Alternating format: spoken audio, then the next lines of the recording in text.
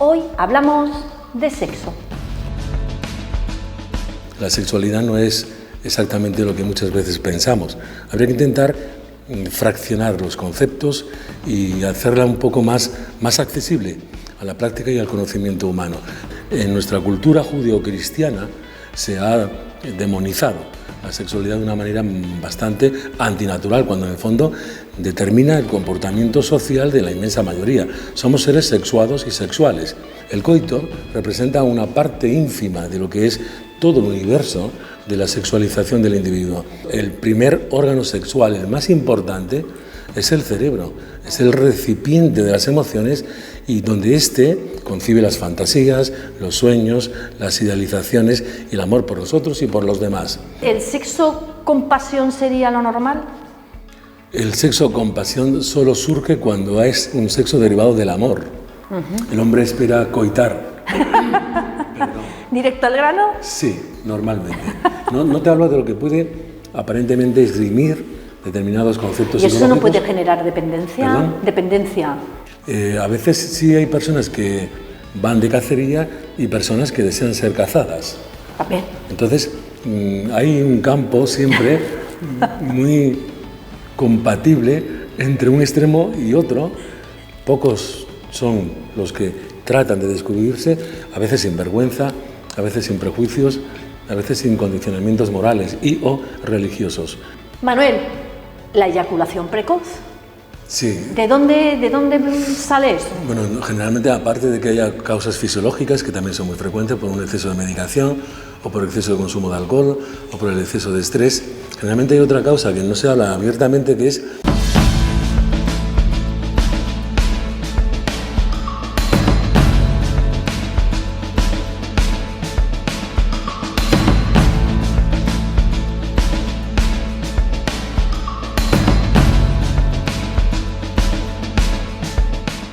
Hola a todos y bienvenidos a un nuevo programa de Volver a lo Natural. Hoy hablamos de sexo.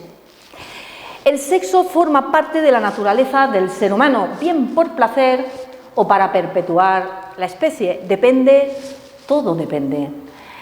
Pero debemos de afirmar categóricamente que es una parte esencial y natural de la biología, de la evolución y de la vida.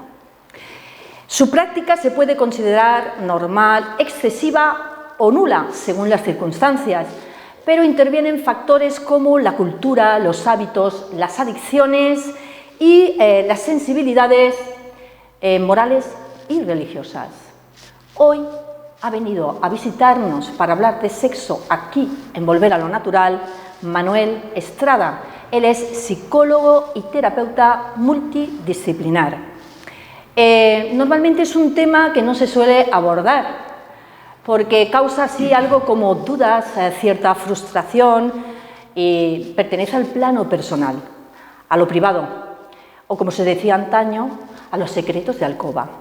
Hoy aquí vais a aprender ciertas pautas claves para tener una buena salud sexual.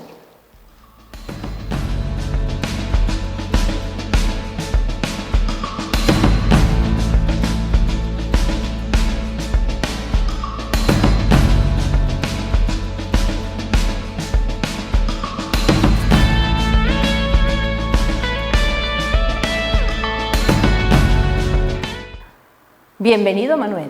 Muchísimas gracias. A ti siempre. Un placer, realmente. Eres nuestro invitado VIP, ¿lo sabes? Bueno, eso es mucho ya. Es que son tus conocimientos tan amplios que... No. Sí, porque sabes de muchos temas y muy bien. Entonces es siempre muy interesante que vengas con nosotros a ilustrarnos. Daría lo poco que sé por lo mucho que ignoro, créeme. Exactamente. ¿Sabes? A ver, hoy quiero que nos hables de un tema muy importante, pero que a la vez se considera... Fíjate, en los tiempos que vivimos, tabú, ¿vale? Porque o se trata poco o se maltrata mucho. Tabú depende mucho, como tú decías al principio, de las culturas, de aspectos muchísimas veces que son diferenciadores respecto de qué sociedad, en qué momento histórico. Pero el sexo es parte de la humanidad, como tú decías. Es una dimensión que totaliza y envuelve a la persona, haciéndola totalmente completa. y absolutamente interactuante. La sexualidad no es exactamente lo que muchas veces pensamos. Habría que intentar fraccionar los conceptos y hacerla un poco más accesible a la práctica y al conocimiento humano. ¿Qué es en sí la sexualidad? Es la capacidad de poder entregar nuestro afecto, nuestras emociones y nuestros sentimientos a nosotros mismos y a los demás. Entonces, por ejemplo, lo que es la educación sexual que digamos, imparte en los colegios no tiene nada que ver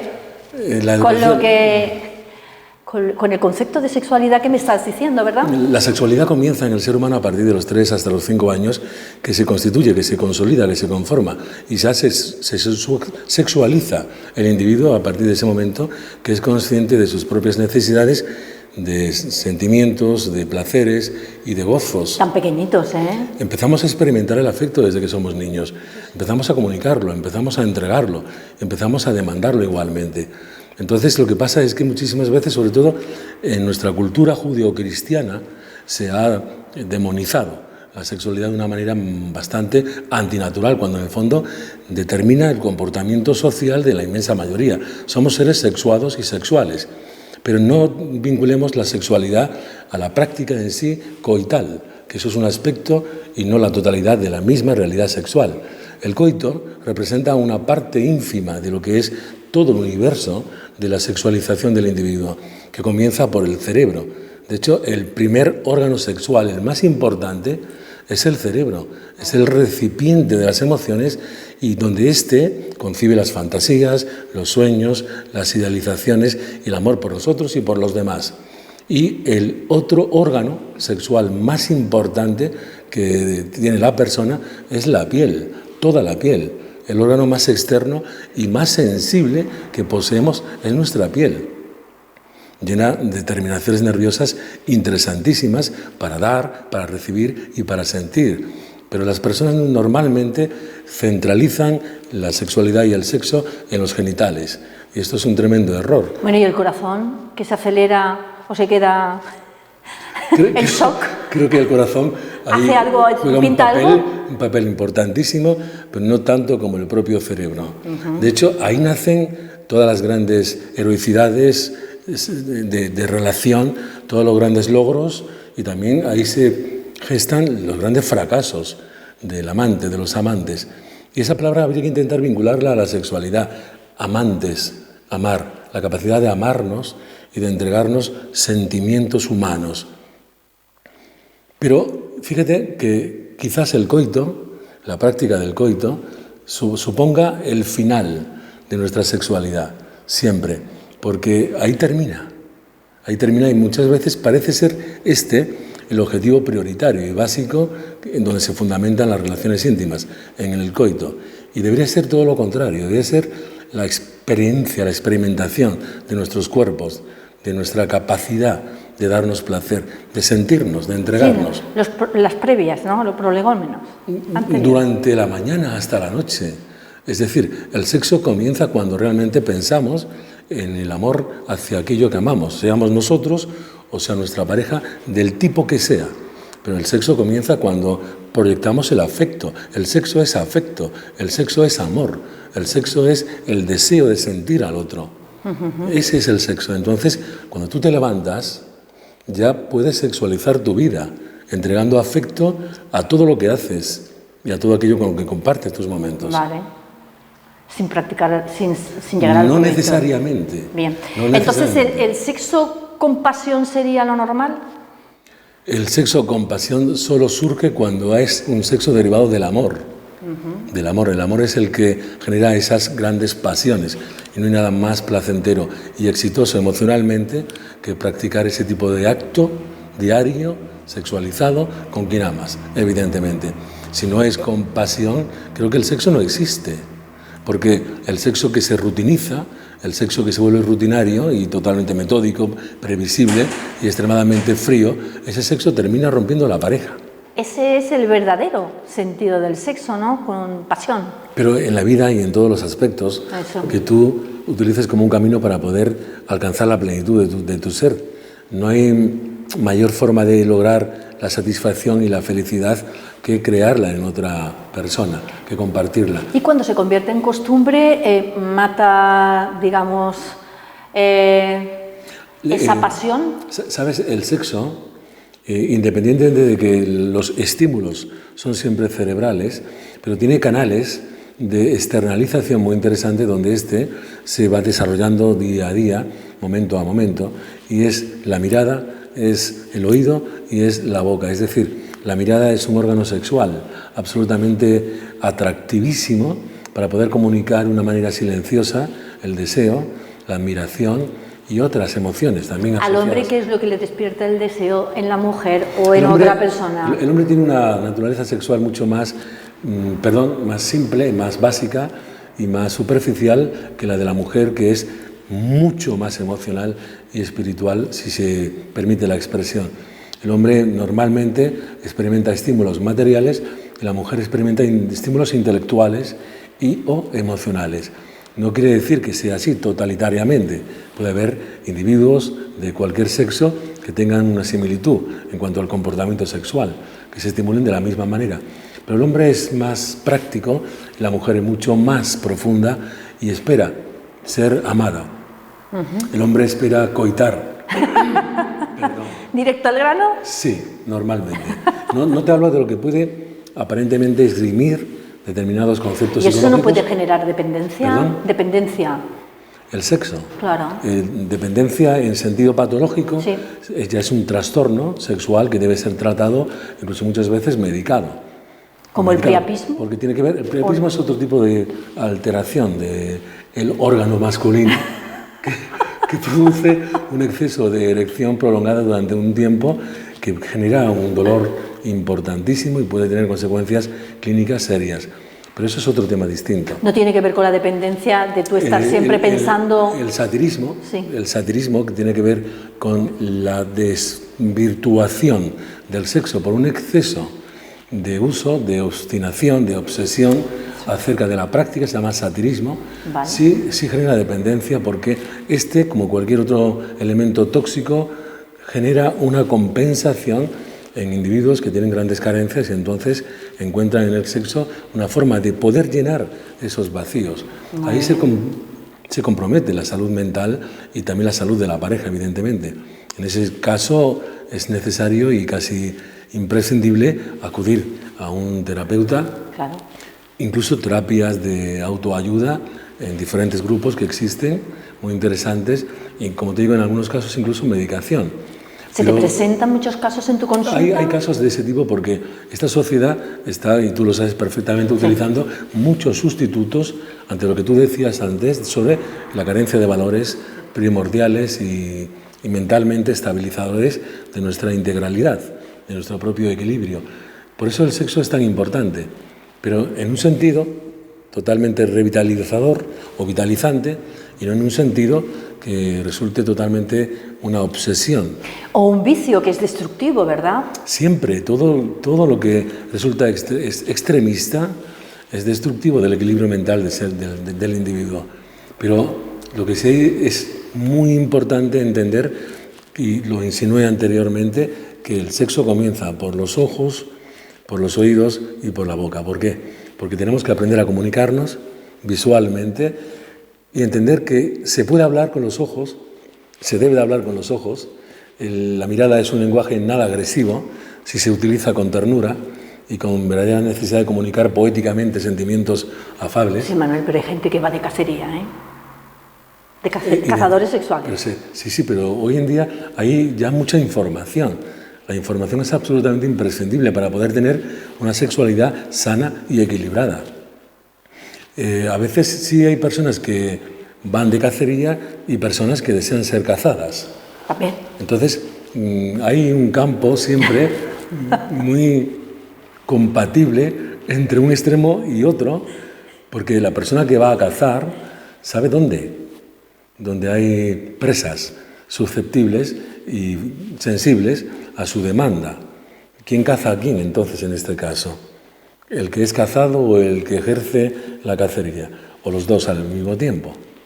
¿Comprendes? Pero vuelvo a insistir en lo anterior, que es importante, que el sexo comienza por los ojos, Comienza por el oído porque tenemos que aprender a comunicar sentimientos atractivos que atraigan y hablar, comunicarnos, informarnos. No nos conocemos. No nos conocemos. Por ejemplo, hay una práctica que tú la conoce todo el mundo, desde el punto de vista clínico, que es el onanismo, la práctica de la masturbación, que es absolutamente consustancial con el ser humano. Esta práctica comienza en nuestra infancia. No sé por qué hay que demonizar ese tipo de prácticas tan totalmente similares a la necesidad de tomar alimentos. No demonizarlas, pero tampoco sería lo idóneo que en el colegio, digamos, te instruyan para practicarlas. ¿Lo ves normal? No, no es normal. ¿Es bueno? No es bueno ni es extremadamente alienador. ¿Tóxico? Alienador. Estamos alineando a la población desde que son muy pequeños, estamos como robotizándolos con comportamientos institucionalizados para que estos tengan un programa ya de vida impuesto en todos los aspectos de sus vidas. Claro. Y no se puede tratar al individuo de una forma globalizada. Es que yo se lo veo como una aberración, ¿verdad, Manuel? Lo es en sí. Claro. No se pueden precipitar las cosas. Exacto. Hay que intentar entender y respetar la espontaneidad natural de la sexualidad y cómo cada persona la descubre y la comparte. Privadamente. Siempre. Y eso es un derecho absolutamente indiscutible. La sexualidad es personal. La forma en que tú decidas vivirla y compartirla también es personal. Y eso nunca se debe de intentar juzgar. Es otra aberración. Totalmente. Es otra aberración. ¿Y qué me dices tú a mí del sadomasoquismo, que es una perversión, una psicopatía, una debilidad? El sadomasoquismo, que está compuesto por dos conceptos distintos pero totalmente unidos en un mismo propósito, se basa en que el sadista encuentra placer generando cierto tipo de daño en la otra persona, que es el masoquista, que obtiene placer recibiendo también ese tipo de daño. Uno lo experimenta al infringirlo y otro lo experimenta al recibirlo. Muchas veces se pueden intercambiar los papeles. No es una patología, no es un trastorno, es un comportamiento normal dentro del individuo cuando existe un consenso mutuo que garantiza el hecho del respeto de sus propias libertades y de sus deseos. Esto pueden ser expresados de mil maneras. El sexo no tiene un patrón determinado.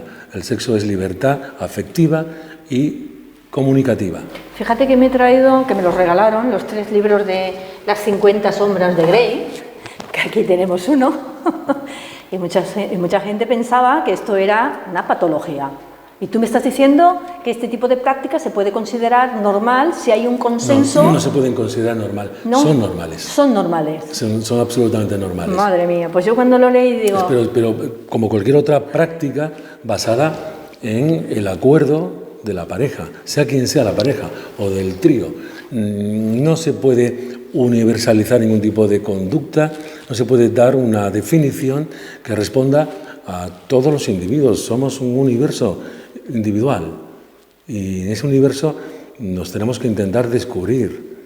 Pocos son los que tratan de descubrirse, a veces sin vergüenza, a veces sin prejuicios, a veces sin condicionamientos morales y o religiosos. Este tipo de cuestiones totalmente condicionadoras han hecho muchísimo daño al individuo y el sexo no solamente es natural, es necesario, pero muy importante por todas las grandes riquezas químicas que este produce, por la forma en que la sexualidad absolutamente sana y equilibrada y compartida permite el desarrollo integral del individuo desde el punto de vista mental y psíquico y también espiritual. La forma en que el sexo compartido con amor y con conciencia, con conocimiento, hace que la pareja establezca cimientos sólidos y duraderos. Claro. El sexo es una manera de comunión, ¿no? Sí, pero el sexo no es el coito es parte del sexo. El sexo es la comunicación de afecto entre dos personas que comparten un sentimiento profundo. Eso es el sexo. Y por eso digo que debe de comenzar desde la mañana hasta la noche. Y otra cosa muy importante, que es necesario explicar lo que sentimos, lo que necesitamos, lo que deseamos, lo que nos da placer. Nos da vergüenza muchas veces reclamar ese tipo de pequeños privilegios y compensaciones que debemos también de dar al otro. Nos da vergüenza, falta comunicación sexual. Una comunicación que sea totalmente destripada, abierta, viva, que sea libre, que sea valiente. Es complicado, ¿verdad? Las personas suelen ir juntas a los grandes centros comerciales a comprar y llegan a un consenso para que la cocina esté perfectamente llena de aquello que va a alimentar a toda la familia. Claro. Los pilares fundamentales de un hogar son quienes lo rigen, padre, madre o quien sea, la figura que se haya adoptado. Son los pilares fundamentales. Ellos saben perfectamente cómo poder controlar y gestionar la cocina que alimenta a la familia. Es una metáfora. Entonces, la pareja tiene que entender que su alimentación integral y sexual es vital para que todo lo demás esté en orden y en equilibrio. Y no te quepa la menor duda de que las personas que practican su sexualidad, aun en edades muy avanzadas, viven más años, experimentan una mayor salud y enferman mucho menos. Entonces, esas limitaciones, como tú bien has dicho, por la edad, por problemas de salud de alguno de los cónyuges o pareja, que limita esa relación sexual completa, porque completa hablamos con todo, incluido el coito, o por desgaste de la relación y deseo. ¿Cómo se puede, digamos, compensar? La mayor parte de las disfunciones en la relación, de las insatisfacciones en la relación, es, insisto, por falta de comunicación. Y no es hablar. La comunicación es entregar significados, valores y sentidos en la relación. La comunicación es abrir tu alma y que la otra persona se asome a ella para conocerte. La comunicación no es hablar. La comunicación es entregarte, sentir, desnudarte, ¿no? Darte a conocer, permitir tu fragilidad, que es lo más hermoso que existe. La vulnerabilidad humana es lo que da acceso al interior de tu corazón, como entidad viviente y sintiente. Entonces, muchas veces el problema está en que no nos comunicamos y eso produce desgaste, independientemente de que en algunas situaciones haya problemas sanitarios o problemas clínicos que pueden ser perfectamente tratados. Ahí tenemos algunos ayudantes, como por ejemplo Viagra o Cialis o Levitra, otros tantos que son más naturales. Ayudantes. Colaboradores, amantes pasivos. Sí, sí, sí. En la relación forman parte de otro trío, curioso, pero que... ¿Sería recomendable utilizarlos? En casos donde el doctor, el médico, obviamente entienda y vea perfectamente que a partir de ciertas incapacidades se hace prescribible ese medicamento, por supuesto que sería sí. Una especie de yo me tomo un suplemento. Pero no como un suplemento, no. Como un coayudante. Ah, vale. En casos clínicos que el doctor haya comprobado de una forma clínica. Vale. Porque no se puede tampoco jugar con ese tipo de coayudantes porque tienen, a veces, no siempre, pero ciertos efectos adversos, como por ejemplo dolor de cabeza, problemas respiratorios o cardíacos, mareos, inestabilidad. No ocurre, en el 70% de los casos de consumo de Viagra no se ha constatado que haya consecuencias preocupantes. Pero tampoco se puede abusar, es decir, cada vez que vayas a bulla, eso sería totalmente una irresponsabilidad. Hablamos de un caso clínico, no de un caso probatorio o caprichoso. Muy bien. Que también está ocurriendo. Sí, sí, por capricho. O para hacerlo más, o para practicarlo más. Claro, ese es el problema. Para recuperar más.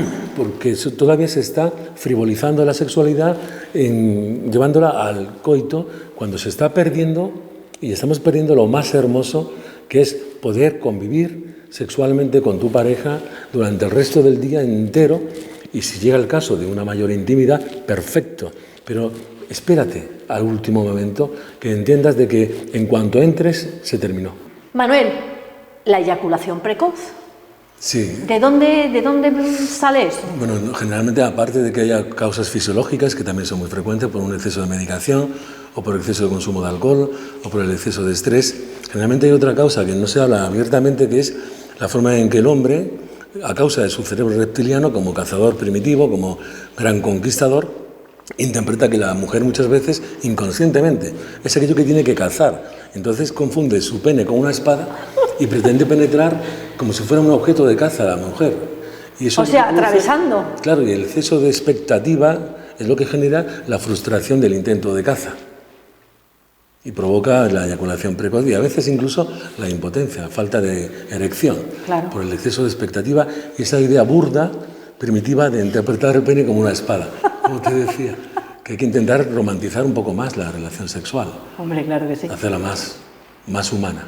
Claro, el sexo tántrico, Manuel. El sexo tántrico es un camino lento, lleno de belleza, para alcanzar una sexualidad envolvente, profunda, que se aleja de la eyaculación, del orgasmo externo, aparentemente buscando una forma interiorizante de experimentar esa liberación de energía en el Kundalini. Es una práctica tremendamente bella porque conlleva y contiene una cantidad preciosista de prácticas, de caricias, de susurros. ¿Allí no existe coito o sí? No existe el coito con eyaculación. Exacto. Existe el coito con sentimiento para experimentar la conexión con la otra persona. Muy bien. Como dos que se unen, un polo y otro, el yang y el yin. Alguien que se complementa sin pretender la eyaculación, sino el placer del otro, sin que se sienta vergüenza de tu cuerpo ni de su cuerpo y sin que se esté pensando más allá de ese instante. Uno de los secretos del Tantra es la conciencia sobre el presente, en el que te encuentras desnudo, desnuda, con la persona que amas, y esa experiencia te va a permitir sentirla más allá de lo protocolario, de lo establecido, de lo convencional. Sentirla sin hablar necesariamente, es decir, hablar con las manos, hablar con los ojos, hablar con las caricias, escribir en su cuerpo un poema con tus dedos. Ay. Eso sería el Tantra. Sí, sí. Eso es algo tremendamente hermoso, pero también el Tantra se ha vulgarizado por una cantidad excesiva de talleres que pretenden superlativizar la sexualidad y el poder de mantener la erección sin orgasmar. Y no ese es el propósito del Tantra. El Tantra lleva la búsqueda de la iluminación de la pareja a través del amor consciente. Esa sería la realidad del Tantra. Por supuesto, sería una práctica recomendable. Debería de enseñarse. ¿A que sí? Pero de una manera sencilla. Hombre, claro. Porque el sexo es que es sencillo. Es que el sexo es parte de ti, es parte del ser de la humano. Naturaleza del ser humano. Es una dimensión que humaniza a la persona. La humaniza. Es que pensamos sexo, coito, no. Sí. Sexo, afecto. Eso. Sexo, caricias. Sexo, te quiero. Pasión. Sexo, te voy a abrazar porque quiero que sientas que estoy contigo y que estás protegida o estoy protegido. Estamos formando un hogar. El hogar no es la casa. La casa es una estructura cimentada con una serie de características que protegen medioambientalmente a la pareja. El hogar es un fenómeno espiritual que se basa en la construcción de una realidad mutua entre dos personas. Eso es el sexo. Muy bien. Construcción de un hogar. ¿Y qué me dices de la práctica de la zoofilia? ¿Esa es patológica? Menuda preguntita. Hombre, claro, ya que estás, aprovechamos. Hombre, evidentemente... Hay personas que la practican. ¿Es sí. patología? Sí. Sí, no es un comportamiento natural del ser humano, pero en todos los animales se han estudiado y se han comprobado casos de prácticas extrañísimas entre diferentes especies. ¿Entre ellos mismos? Y entre otras especies diferenciadas. Zoofilia, pues no lo sé exactamente, pero todo depende de la persona. Es que yo quiero intentar que comprendamos todos de que el respeto sobre la sexualidad es el pilar fundamental de la convivencia. Muy bien. Manuel, ¿está bien recurrir a las prostitutas o a los gigolos? Bien porque estés soltero, porque tengas algún problema o porque tú quieras acudir, porque creas que lo necesitas. ¿Está bien ese tipo de práctica o de consumo o de...? Yo creo que sí. ¿Sí? Me parece que es absolutamente lógico y comprensible, y desde el punto de vista de la salud mental, la prostitución, en cualquiera de sus variantes, ha jugado un papel fundamental en preservar el equilibrio y la armonía mental de la población muchísimas veces. Y de la población también, sí, exactamente. Para descargar el exceso de estrés. Eso. En todos los ejércitos, antiguamente había prostitutas que liberaban el estrés de los soldados. En todas las guerras esto ha sido muy, muy frecuente, muy común, porque el sexo es liberador, la sexualidad es liberadora. La forma en que tú la escojas también es libre y debe ser libre. Vale. No sé si era en Suecia o en Suiza que está, digamos, o sea, que, sí.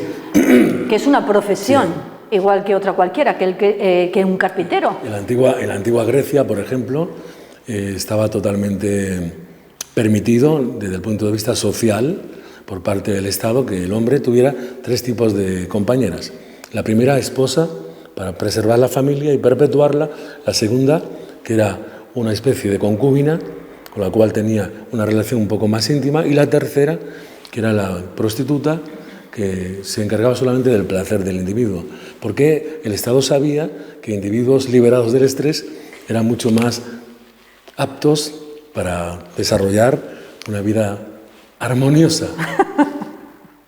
Esto es así, pero que el sexo debería comenzar por uno mismo, por el amor hacia uno mismo, el amor propio, que no es un amor hedonista necesariamente. El amor propio es fundamental. Pero yo te estoy preguntando sobre ciertas prácticas y ciertos servicios sexuales, como es el de los prostitutas y gigolos. Los aparatos sexuales, ¿qué me dices? Que son a veces tremendamente importantes y útiles, siempre según esa premisa, la libertad y las opciones libres por parte de la pareja. Perfecto. ¿Qué ocurre en el caso de los aparatos destinados al placer femenino? Por ejemplo, como un vibrador, por ejemplo. O el Satisfyer. Sí, por ejemplo. Esto permite a la mujer explorar más las vías de placer para después, lo interesante, compartirlas con su compañero y explicarle, mira, de esta forma es como yo he conseguido alcanzar el clímax, porque la mujer también experimenta orgasmos. Claro. Que no se debe de confundir ni con la lubricación ni con nada parecido. La mujer también eyacula y se ha comprobado perfectamente de que también ella expulsa un líquido blanquecino, no oloroso, que tiene que ver mucho con esa eyaculación que ella experimenta en una vez. El hombre solamente puede eyacular en un breve espacio de tiempo una vez y necesita regenerarse, recuperar. Pero la mujer lo puede hacer varias veces al mismo tiempo. Sí, se ha mirado lo que es el clítoris hacia adentro y tiene pues ese tiene aspecto. Diferentes áreas, diferentes dimensiones, sobre todo la parte más externa, la parte más superficial, la parte izquierda del mismo, es donde hay más terminaciones nerviosas. Pero para eso hay que hablar, hay que explorar, hay que mirarse. Exactamente, y expresarse. Sí. Eso. Sí. A ver, Manuel, ¿tú consideras el celibato algo natural? Considero natural todo aquello que se elige libremente. Exacto. Es que no me atrevo a emitir otro tipo de observaciones ni de juicios. Porque, por ejemplo, a ciertas edades ya avanzadas, las parejas renuncian a la vida sexual. Es una forma de celibato consentido por agotamiento, o por cansancio o falta de comunicación. Es una vida sexual totalmente. ¿Compañeros de piso o de casa? Sí, pero no en personas de una edad tan avanzada. Sí. Te sorprendería saber los casos de personas jóvenes que también renuncian a una vida sexual porque no hay comunicación. Hay, como decías tú antes, demasiado estrés. Y el estrés nos ha devorado. Totalmente. Nos ha devorado. No trabajamos por un sueldo, trabajamos dando nuestro tiempo, regalando nuestro tiempo a cambio de una casa, no un hogar.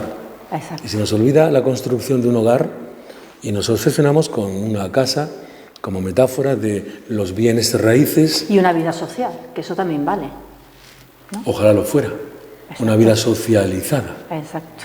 Una vida no de vitrina, sino socializada realmente. Por lo mismo de la intercomunicación. Somos seres absolutamente gregarios. El gregarismo es un fenómeno que es el que ha permitido que la sociedad sobreviva basado en la mutua correspondencia entre unos y otros. Gregarismo. Y es por ese fenómeno, el gregarismo, que nosotros estamos aquí, que hemos construido tribus que ahora son ciudades, cuevas que ahora son edificios, y una sociedad primitiva que ahora es una civilización extraordinaria, en base al gregarismo y en base a la sexualidad, la búsqueda del afecto y la protección de a quien amamos.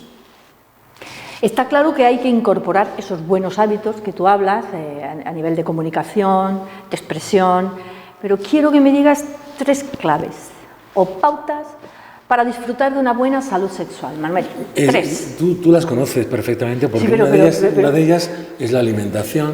La alimentación es fundamental porque tiene que haber un equilibrio hemostático en el organismo para que se produzca el deseo, para que se liberen sustancias químicas que favorezcan el deseo. Claro. Si no hay una salud alimentaria, tampoco hay una salud mental y tampoco hay una salud espiritual. Somos seres que estamos dentro de un organismo viviente y es biológico, claro. Hay que alimentarlo.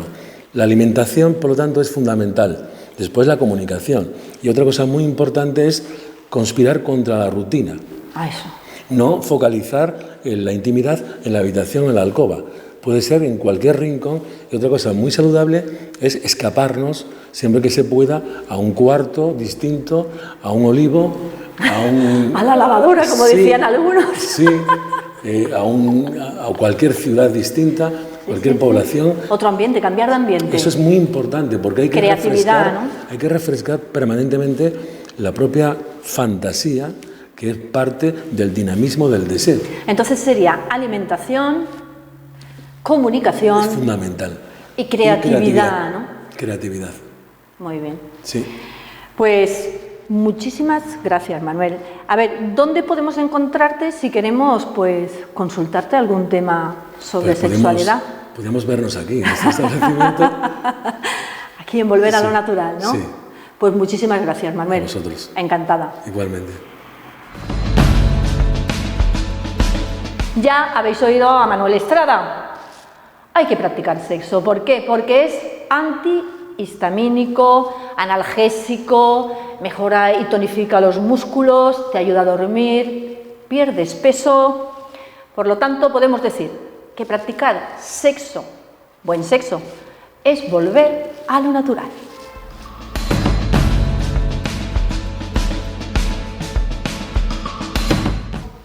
Y os recomiendo, si queréis leer sobre temas eróticos, pues algunos de estos libros, ¿vale? Todo cuenta, todo enseña y de todo se aprende. Así que aquí los tenéis, muy interesantes. Y ahora voy a responder a una pregunta que nos hizo la semana pasada Felicidad sobre el tema del pan. Y nos dice, me gustaría saber si el pan que se hace actualmente para el ser humano y que dices que es tan malo, malísimo, porque contiene azúcares, químicos, aditivos, tóxicos, está tan desnaturalizado, sería igual de peligroso y malo para mi perro, que por cierto le encanta. Malo, no, Felicidad. Lo siguiente, la comida de los animales debe de ser principalmente proteína y al animal hay que darle carne cruda, huesos crudos. Lo que es el pan, cereales y frutas, eso no es su alimento de elección. Tú observa a un perro que si le pones carne o le pones una zanahoria, posiblemente se vaya la carne. Un perro cuando está enfermo sí se sabe que sale al campo y busca ciertas hierbas para sanar. De hecho, deja de comer. Pero por elección, lo mejor para el perro siempre va a ser la carne cruda, ni tan siquiera los piensos, por muy buenos que te digan, porque si observas la etiqueta, todos llevan cereales y no son buenos. Ya lo hemos visto, si para el ser humano no es bueno para tu perro. Así que me dijiste, no me lo has dicho, pero se llama Toto tu perro, no le des pan, porque te va a decir, él te va a decir pan, no gracias, si supiera hablar.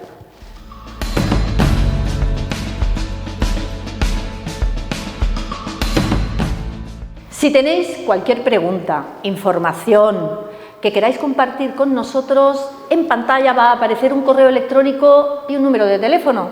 Estamos aquí para responder a esas cuestiones. Muchas gracias.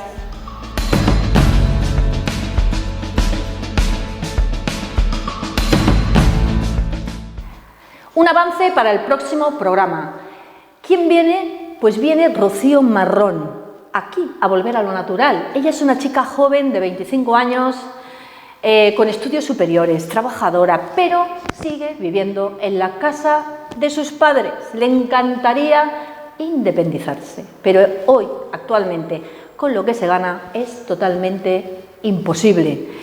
Eso no es bueno, ni sano, ni es natural. Nos va a ofrecer ciertas ideas para cubrir esas necesidades que tienen tantos jóvenes y poder vivir, emprender, disfrutar y ahorrar, algo que parece una utopía. Os espero. Muchas gracias.